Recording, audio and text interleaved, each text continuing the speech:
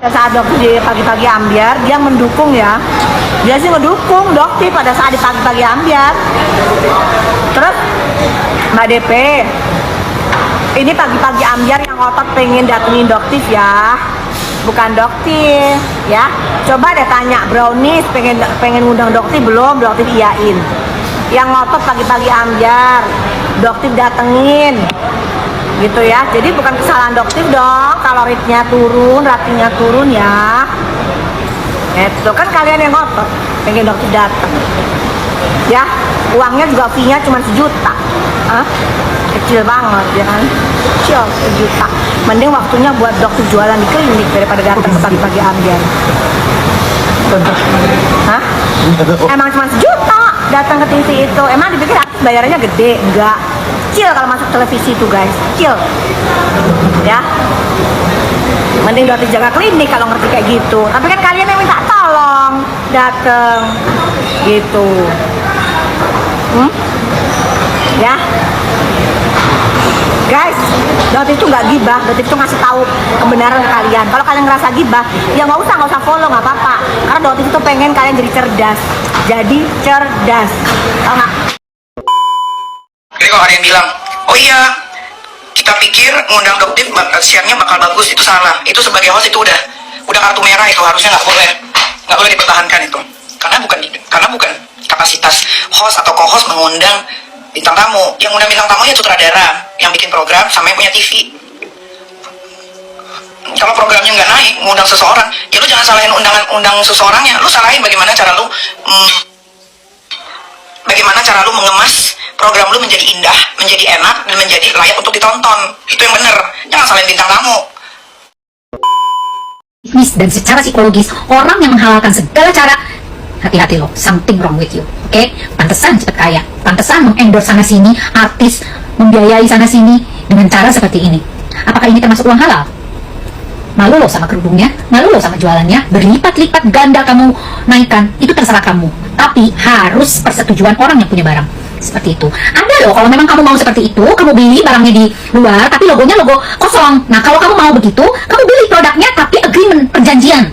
Gitu loh, sewa Sakya, ya. Jangan kayak begitu lagi ya, memalukan, tau gak sih? Malu lah sama kerudungmu.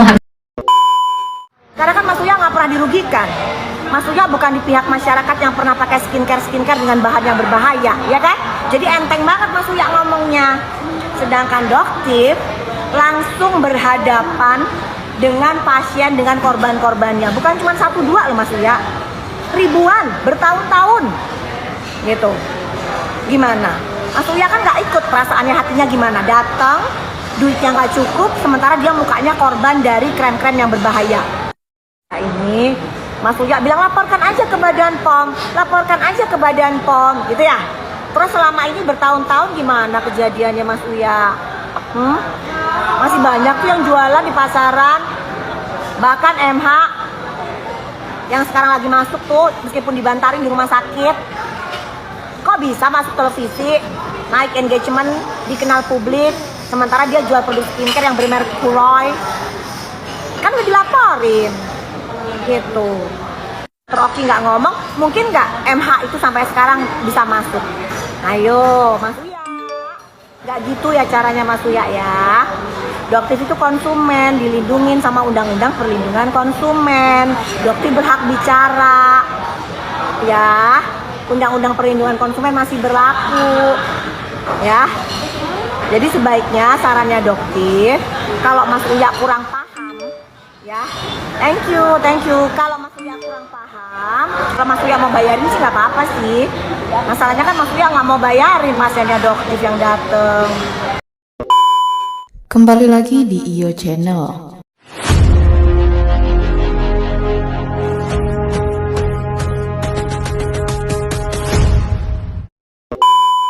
Baiklah, kali ini saya akan membahas tentang Dewi Persik tuding Doktif bikin rating acaranya jelek. Ini kata Nikita Mirzani. Untuk selengkapnya simak video berikut ini.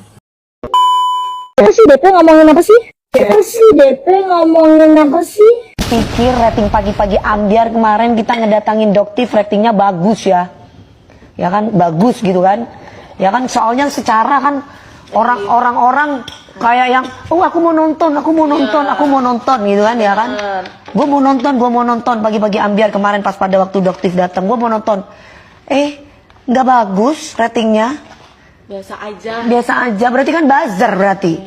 Tapi kalah sama anak-anak yang di TikTok yang trending di TikTok, yang kayak siapa tuh yang lagu yang Garam dan Madu. Bukan, ada lagi yang pada waktu jadi yang macam-macam yang pernah didatengin anak-anak TikTok, yang itu yang petantang. Oh, yang punya Sony itu. Bintang itu nih. Itu justru yang huru hara ratingnya jelek. Terus yang dor itu ratingnya bagus. Keren. Berarti tandanya masyarakat Indonesia udah mulai pintar.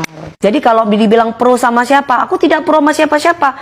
Saya pro kepada peraturan yang berlaku di Indonesia. Lab itu berbeda. Walaupun bahan kamu tuh bagus, setiap lab itu berbeda. Kenapa ditanya bahwa barang atau produk tersebut dapatnya dari mana? Takutnya kena terkontaminasi dengan bahan-bahan yang lain di dalam kandungan itu krem. Nah, makanya yang berhak untuk mengecek atau mereview itu biarkanlah BPOM gitu. Jadi kalau kayak kita influencer membantu BPOM untuk menyebarluaskan bahwa produk yang sudah direview oleh BPOM itu tidak bagus gitu. Setuju nggak? Setuju. Kalau kayak gitu nggak akan ada mudorot gitu kan.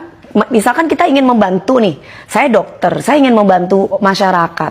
Cara saya adalah begini. Kalau cara saya, loh kok ternyata ini ada kandungan yang tidak baik ya. Nah, ini yang perlu saya tanyakan adalah, saya lapor sama pihak BPOM. BPOM, ini bagaimana? Ini ada kandungan yang nggak bagus loh dari produk ini. BPOM ini kekurangan SDM ya, sampai nggak tahu bahwa produk ini berbahaya dan membahayakan masyarakat. Nah, nanti BPOM itu akan segera mengecek. Gak mungkin kan BPOM gak ngecek. Mungkin seringkali gini ya guys, dipeluntir gitu loh beritanya kayak gini tapi pada saat dipeluntir. ketemu di pagi-pagi ambiar itu nggak ada masalah ya. Nggak ada masalah Doktif sama DT sama Lola itu nggak ada masalah. Ya. Karena ini kan memang Ini adalah personal branding karakternya Doktif, dan berhak untuk personanya itu, seperti ya. itu. Gitu, sama seperti misalnya bukan persona sih sebenarnya juga memang Doktif Ya, memang sebenarnya tidak ingin karakter dikenal gitu loh. ya, Personal karakter. branding. Sama seperti dulu Deddy Corbuzier pakai yang apa namanya itu yang kayak yang kayak tuyul tuh. Waktu itu sih celak ini Kayak nih. tuyul celak Kayak- itu kan modelnya tuh. Gitu. Nah itu Jadi sekarang ya kan. Tapi Doktif sekarang ingin udah dikenal enggak. seperti ini gitu loh. Iya gitu ya. Kan? Kok jadi jangan Ya, ada jangan yang merasa ikut-ikutan dong. keberatan. Kalian punya personal branding apa silahkan terserah Iya. gitu ya. Jangan saling apa namanya itu Hujat. hujat, nggak apa-apa. Memang itu personal branding mereka ya. Kita saling hormatin ya. Mas Limbat juga nggak mau ngomong, padahal beliau bisa ngomong gitu ya. Nggak apa-apa. Kayak Karen masih pakai top ya kan? Top itu apa top wig ya? Karen. Gak mau lepas topeng. Iya. Karena menurut saya seharusnya topeng itu hanya sebagai konten di sosial Kita media. kasih kesempatan dokter untuk menjawab silakan. Ya karena yang memang ini yang Doktif inginkan, Doktif nggak ingin dikenal dengan publik. Anonymous ya. Karen Delano kan juga pakai top tuh, wig ya. Gak apa-apa kan Doktif juga nggak suruh Karen Delano lepas ya kan. Gitu juga dengan DRL meskipun pakai wig, nggak suruh Doktif lepas ya kan. Jadi kita semua masing-masing punya ya. Oke guys ya, jangan dipermasalahkan. Oke guys ya.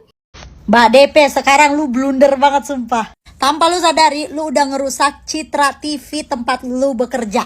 Jadi lu dengan sengaja ngebuka program yang mana lu menjadi hostnya, itu lebih mengutamakan rating aja sebagai indikator utama kesuksesan program lu. Secara nggak langsung juga lu membeberkan bahwa stasiun TV, utamanya TV show yang kalian hostin itu tidak mementingkan dampak positif dari program kalian kepada masyarakat.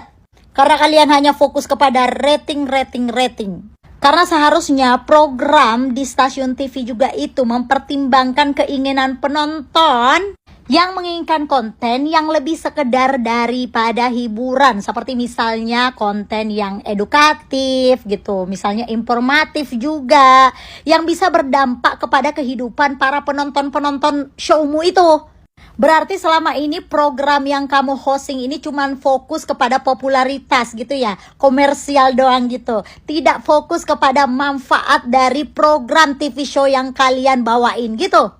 Pantas saja setiap topik yang kalian bawain semuanya, terus cara kalian mewawancarai narasumber juga itu kayak nggak ada isinya, tau nggak?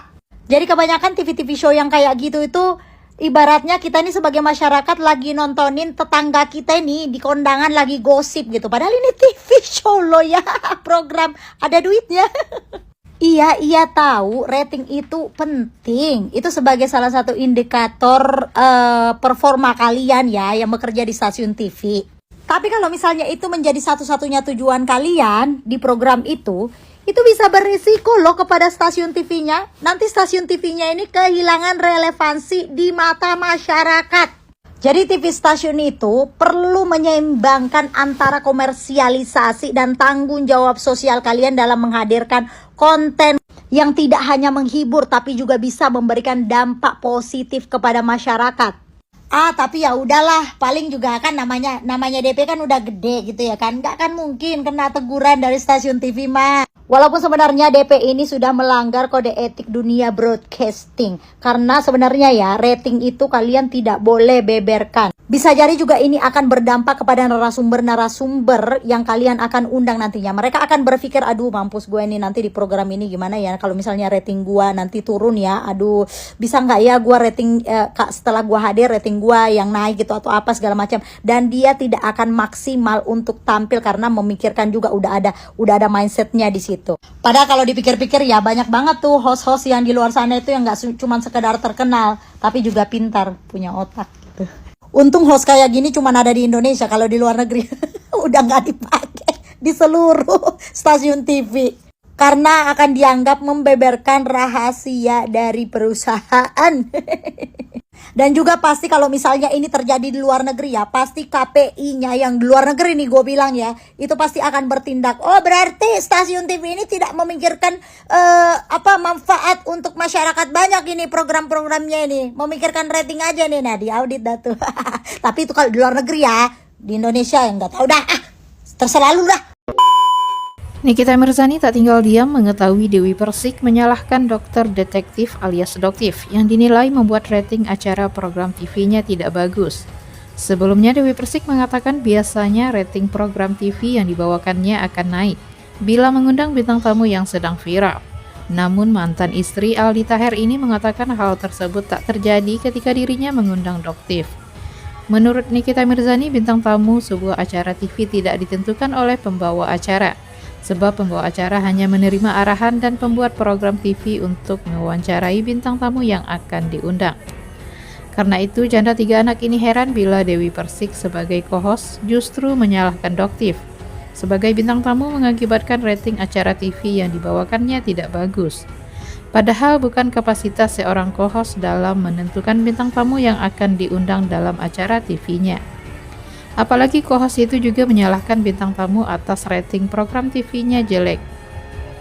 Alih-alih menyalahkan bintang tamu, Nikita Mirzani mengatakan seorang host atau co-host harusnya mencari cara untuk mengemas acara TV yang dibawakannya menarik, sehingga akan menaikkan rating. Mantan istri dipolatif ini juga mengatakan seharusnya seorang pembawa acara bersyukur bila bintang tamu yang diundang sudah bersedia datang, bukan menyalahkannya atas rating yang jelek. Bahkan Nikita Mirzani mengatakan seorang pembuat program TV yang mengundang bintang tamu tersebut tak akan pernah menyalahkan narasumber mereka atas rating yang jelek.